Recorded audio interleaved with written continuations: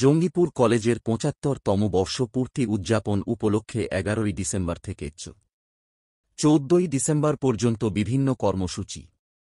সেই উপলক্ষে বৃহস্পতিবার রঘুনাথগঞ্জ ম্যাকেঞ্জি পার্ক ময়দান থেকে একটি বর্ণাঢ্য শোভাযাত্রা রঘুনাথগঞ্জ ও জঙ্গিপুর শহর পরিক্রমা করে। বর্তমান ও প্রাক্তন ছাত্রছাত্রীদের সঙ্গে শোভাযাত্রায় পায়ে পা মেলায় অধ্যক্ষ, অধ্যাপক ও শিক্ষাকর্মীরা। শোভাযাত্রায় উপস্থিত ছিলেন প্রাক্তন অধ্যাপক গৌতম ভট্টাচার্য, অভিক সান্যাল, শিক্ষাকর্মী মোহন মাহাতো সহ বিশিষ্টজনেরা। সকলকে অভিনন্দন জ্ঞাপন করেন জঙ্গিপুর কলেজের অধ্যক্ষ প্রার্থিতা বিশ্বাস। তিনি সকলকে অনুষ্ঠানে অংশগ্রহণ করার জন্য আহ্বান জানান।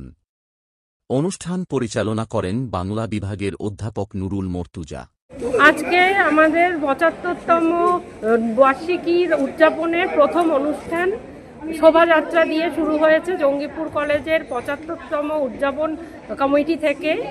আমরা সবাই এই শোভাযাত্রা অর্গানাইজ করেছি এবং এর সঙ্গে অ্যালুমনি অ্যাসোসিয়েশন, পরম্পরা, আমাদের প্রেজেন্ট যে ছাত্রছাত্রী এবং তার সঙ্গে যারা আর কি শিক্ষক শিক্ষিকা, অধ্যাপক অধ্যাপিকা, এক্স শিক্ষক শিক্ষিকা যারা আছেন তারা সবাই এখানে পার্টিসিপেট করেছে। এছাড়া এলাকাবাসী, শহরবাসী এরা সবাই এখানে পার্টিসিপেট করেছে।